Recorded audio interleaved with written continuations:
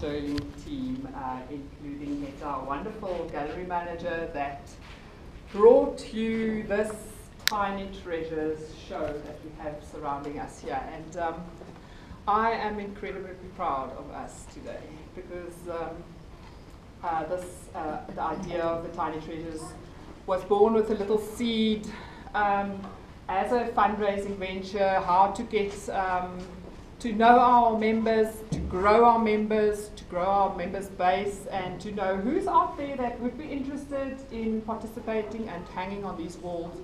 And I must say, I am absolutely flabbergasted at the outcome of, what us sending the message out, and what we eventually received in terms of diversity and quality and numbers.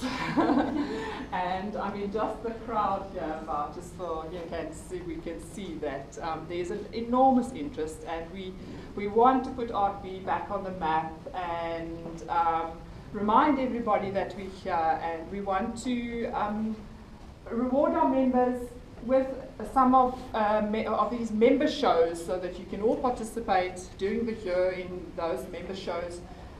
But we will alternate them also with curated exhibitions, and then we have the next coming up show will also be the Vuleka art competition. So we try and address student, not necessarily, it's a student art competition or not? No, it's open. Any artist that hasn't done a solo in the last year. Thanks for that heads up. I just want to say something about how this came about. We decided on a small scale, and we stipulated size, and then I think we realized also that there is that need for people not only to work on canvas. So I think next time we'll be more open about medium arrangements, but we're also quite happy that there's a sense of uniformity by having offered the art shop framed feather to they offered to send by post orders for people from far away. And just as a sort of an example, we had Tiny Treasures coming from Pretoria, Durban, Groblersdal, Carlersdorp, Bloemfontein, and Joburg. So I think that's fantastic. And we eventually had to decide. We were a team of sort of curating from the committee, and we had to decide how to accommodate all these works. And I believe there are more than 600 works and more than 100 participants. So well done, everybody that is hanging on the walls, that has work hanging on the walls here. We're so pleased. And we eventually decided for the, not the Western way of hanging, but a kind of the Eastern writing way of hanging, which would be vertical. And I think it has worked incredibly successfully, because somehow there's space between every little body of work. And had we hung them in rows, horizontally, we would have gone around the gallery 4 times, and no spacing whatsoever. So I think they're beautifully hung, and I thank everybody that was involved. Julia LaRue, my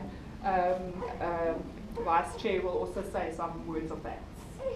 And just to remind you, the next exhibition will be opening on the 4th of August.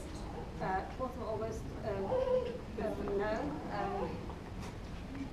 it's when you hand in, is the first Friday of August, handing in. Next Wednesday will be the Wednesday will be the opening. We don't know what that date is. Heta, can you work it out? I think the first is on Friday. 2nd, 3rd, 4th, 5th, 6th. The 6th. The 6th of August will be a nude exhibition. It's called Knock, and I'm the curator. I happen to be the curator for that show.